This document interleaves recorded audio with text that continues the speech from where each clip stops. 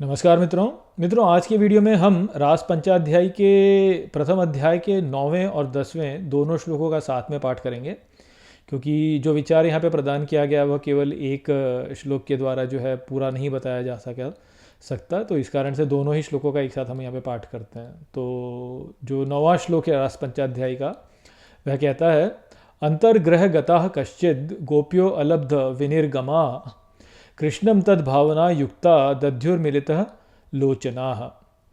और इसके पश्चात जो है जो 10वां जो श्लोक है वह कहता है, दुसह पृष्ठ विरह तीव्र तापद्युता शुभाः ध्यान प्राप्ता अच्युत अश्लेष निर्वृत्या क्षीण मंगलाः। तो ये जो दो श्लोक हैं इनका हम पाठ एक साथ करते हैं और सबसे पहले समझते हैं कि ये दोनों श्लोक क्या कहते हैं। तो जो पहला श्लोक है 9वां श्लोक, वो उसका जो अर्थ है वो कुछ इस प्रकार से है कि अंतर्ग्रह गताः कश्चिद्, अर्थात घर के भीतर गई कुछ, गोपियों अलब्ध विनिर्गमाः, अर्थात गोपियाँ बाहर का मार्ग नहीं प्राप्त कर पाईं, कृष्णम तद भावना युक्ता, अर्थात तब कृष्ण की भावना से युक्त हो, दध्युर्मिलित लोचना, अर्थात नेत्रों को बंद करके ध्यान किया। और जो 10वां मंत्र है उसमें फिर उसमें जो अर्थ होता है वो कुछ इस प्रकार से है, दुसह प्रेष्ठ विरह, अर्थात सहन करने में कठिन प्रियतम की विरह के तीव्र ताप धुता शुभाः, अर्थात तीव्र ताप से अशुभ को धो कर ध्यान प्राप्ता अच्युत अश्लेष, अर्थात अच्युत का अनन्य ध्यान प्राप्त करके निर्वृत्या क्षीण मंगलाः, अर्थात वृत्तियों से मुक्त मंगल में क्षीण हो गई। तो यहाँ पे शुकदेव जी कहते हैं कि कुछ ऐसी गोपियाँ थी जो कि घर के भीतर गईं और जो कि बाहर का मार्ग प्राप्त नहीं कर पाईं। तो जब वह मार्ग नहीं प्राप्त कर पाई तो उन्होंने अपने नेत्र बंद किए, भगवान कृष्ण की भावना से युक्त हो गई और उनका ध्यान किया, और अपने प्रियतम का जो से न मिल पाने की जो विरह है उसको सहन करने द्वारा जो तप उनके लिए उत्पन्न हुआ, उससे जो है उन्होंने अपनी सभी वृत्तियों को नष्ट कर दिया और मंगल को प्राप्त कर लिया। और अच्युत का अनंत ध्यान जो है, अनन्य ध्यान जो है वह उन्होंने प्राप्त कर लिया।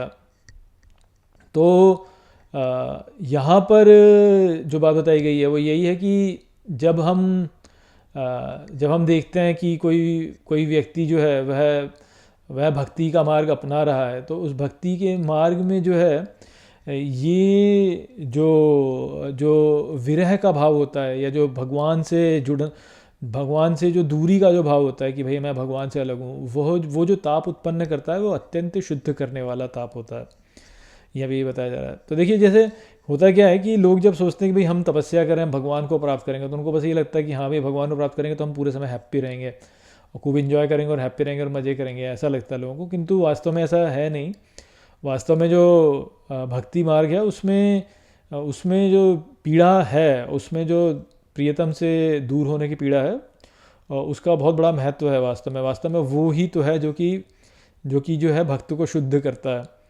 क्योंकि देखिए, हमने बहुत बुरे कार्य किए हुए हैं अपने पिछले जन्मों में, बहुत सारे कर्म हमने किए हुए हैं जिनके कि फल हमको भोगने हैं। तो वो जो है अच्छे कर्म के जो है सुख वाले फल हमको भोगने हैं, और जो बुरे कर्म थे उनके हमको दुख वाले फल हमको भोगने हैं।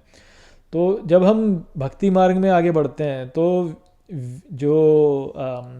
जो अच्छे फल के जो अच्छे कर्मों के जो अच्छे फल होते हैं वह भगवान के साथ योग प्राप्त करने द्वारा होते हैं, क्योंकि उसमें एक आनंद होता है। और जो बुरे कर्म होते हैं उनके जो बुरे फल होते हैं वो भगवान से विरह का जो ताप होता है उसके द्वारा क्षीण होते हैं। तो इस प्रकार से जो है अच्छे और बुरे कर्म दोनों क्षीण होते चले जाते हैं और ईश्वर की प्राप्ति अंततः भक्त को हो जाती है। तो सुख और दुख जो है वह दोनों ही जो है नष्ट हो जाते हैं, व्यक्ति आनंद स्वरूप में स्थित हो जाता है। तो जो ये भक्ति मार्ग है उसमें यही होता है कि भगवान के साथ में जब मिलन होता है तो मिलन का जो सुख है उससे हमारे अच्छे कर्म नष्ट होते हैं, और जो विरह का दुख होता है उससे हमारे बुरे कर्म नष्ट होते हैं, और अंततः व्यक्ति शुद्ध हो जाता है, कर्मों से मुक्त हो जाता है और अच्युत गति को प्राप्त होता है। अच्युत गति अर्थात स्थिर गति। अच्युत का क्या अर्थ होता है? अच्युत का अर्थ होता है स्थिर। तो स्थिर मन हो जाता है। जैसे कि मैंने आपको अभी बृहदारण्यक उपनिषद में बताया कि जो वाक होती है, वाक जो है वो जब एक पे स्थिर हो जाए, एक पे स्थिर हो जाए तो हमारा कल्याण हो जाएगा। तो हम फिर जो है कालातीत अवस्था में पहुंच जाएंगे, और काल से अर्थ क्या होता है? मृत्यु। तो हम अमरता को प्राप्त कर लेंगे, कालातीत अवस्था को प्राप्त कर लेंगे। परंतु हमारी वाक जब इधर उधर चलती रहती है, कभी ये कभी वो, कभी ये कभी वो, कभी ये सोचा कभी वो सोचा, कभी इस विषय में कभी उस विषय में, तो फिर जो है वो परिवर्तन वाली अवस्था होती है, और फिर जो है व्यक्ति काल के अंदर आ जाता है, काल का ग्रास बनता है और मृत्यु को जाता है। क्योंकि फिर जन्म मृत्यु जन्म मृत्यु जन्म मृत्यु होगा। तो जन्म मृत्यु के परे जाना है तो जो हमारा जो भाव है या वो हमारी जो वाक है उसको स्थिर होना होगा। तो वो जो स्थिर होना होता है, वो स्थिर जो है वो होने के लिए जो है भक्ति में ये मिलन और विरह, जो मिलन और विरह का तीव्र ताप जो होता है वो सहायता करता है उस प्रकार से हमको शुद्ध करने में। और आप देखिए भक्ति का जो वो है का जो स्वरूप है वो आपको बहुत सारे गानों में भी देखने को मिल जाता है। जो हिंदी फिल्मों में जो लव स्टोरी वाले गाने होते हैं सारे, वो लगभग उसमें आपको सभी में जो है आपको भक्ति मिल जाएगी। यदि उसको भगवान की ओर प्रक्षेपित कर दिया जाए तो उसमें आपको वो सब दिख जाएगा कि सब कुछ दिख जाएगा कि भाई दूरी सही जाए ना, जैसे वो गाना हो गया, या ये दूरी, तो वो जो दूरी है वो कौन सी दूरी है? तो वो ईश्वर से जो तो विरह वाला भाव है, तो वो वाला भाव जो होता है उसमें ही होता है कि। और फिर जो है वही है कि मैंने यार मनाना नहीं, चाहे लोग बोले या बोले, तो उसमें भी वही है कि भगवान को मनाने के लिए संसार के जो भी संसार की औपचारिकता होती हैं उनसे ऊपर व्यक्ति को उठना होता है। तो ये सभी जो भाव हैं, ये सभी भाव वास्तव में भक्ति में हमको देखने को मिलते हैं। लव स्टोरी वाले जो भी भाव होते हैं कि हो तू ना पास तो आती मुझको सांस नहीं, कि क्या, तो ये नहीं, वही विरह का जो दुख है, वैसे वो विरह का दुख वाली बात होती है। तो वो इस विरह के दुख से, भगवान से जो विरह है, इस विरह के दुख से जो है जो ताप उत्पन्न होता है वह भक्त को शुद्ध कर देता है, भक्त को शुद्ध कर देता है। और शुद्ध ऐसे भी कर देता है कि व्यक्ति में जो है फिर वो साहस उत्पन्न हो जाता है कि वह सांसारिक जो नियम है उनको तोड़ सके, उनका उल्लंघन करके जो है अपने को जो है भगवान को समर्पित कर सके। क्योंकि भगवान को समर्पित करने के लिए बहुत समस्याएं उत्पन्न होती हैं। परिवार वाले भी जो है बहुत अड़चन उत्पन्न कर देते हैं उसमें कई बार कि अरे तुम ऐसे क्यों कर रहे हो। आप ही सोचिए आज के समय में यदि आप बोलें किसी से कि भाई मैं तो सब छोड़ रहा हूँ और बस मैं भगवान पे निर्भर रहूँगा, मैं सब कुछ राम भरोसे छोड़ रहा हूँ, तो लोग क्या बोलेंगे? सोचिए, राम भरोसे छोड़ना, ये जो शब्द ही है राम भरोसे छोड़ना, वही क्या है वास्तव में? कि जब कोई व्यक्ति कुछ नहीं काम करता, आलस में बैठा रहता, तो राम भरोसे, ये तो राम भरोसे है, राम भरोसे बोलते हैं। तो लोगों को अर्थ ही नहीं पता है वास्तव में राम भरोसे का अर्थ क्या है। कि समर्पित, जब व्यक्ति ने अपने आप को समर्पित कर दिया ईश्वर को, तो राम भरोसे हो गया। तो वो तो लोग समझते नहीं, लोग उल्टा ही समझते हैं उसको। लोग समझते हैं कि हाँ राम भरोसे यानी तो आलसी व्यक्ति है, कुछ करता नहीं, तो इसका तो राम भरोसे ही है। तो अब आप ही सोचिए कि यानी भक्ति में जब व्यक्ति ऐसे करना चाहता है कि वह पूरे समय भगवान का नाम लो, निश्चिंत हो कि भगवान का नाम लो, भगवान का नाम लो, भगवान का नाम, तो लोग तो क्या बोलेंगे? परिवार वाले क्या बोलेंगे? परिवार वाले तो ये बोलेंगे कि ये पागल हो गया है, क्या कर रहा है। तो वही अवस्था होती है।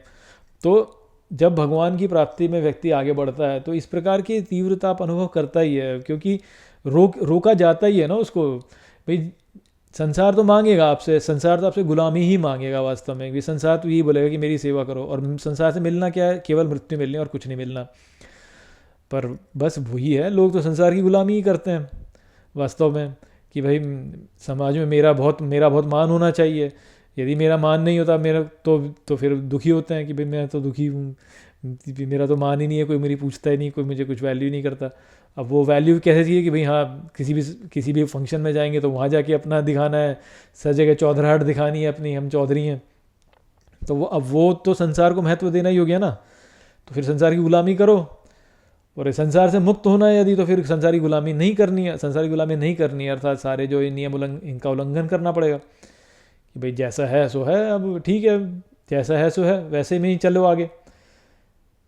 तो ये जो यहाँ पे जो विरह का तीव्र तप होता है वो ऐसे व्यक्ति में जो है वो साहस उत्पन्न कर देता है कि वह संसार का विरोध कर सके और भगवत प्राप्ति की ओर अग्रसर हो सके। क्योंकि यदि वो नहीं करेगा तो फिर वो संसार गुलामी मांगेगा। व्यक्ति का भक्ति में जो है व्यक्ति के पास में दो विकल्प आते हैं, एक तरफ तो हो गया ईश्वर, एक तरफ हो गया संसार। ईश्वर बोलते हैं कि मैं मुक्ति दूंगा, पर संसार से विमुख हो जाओ।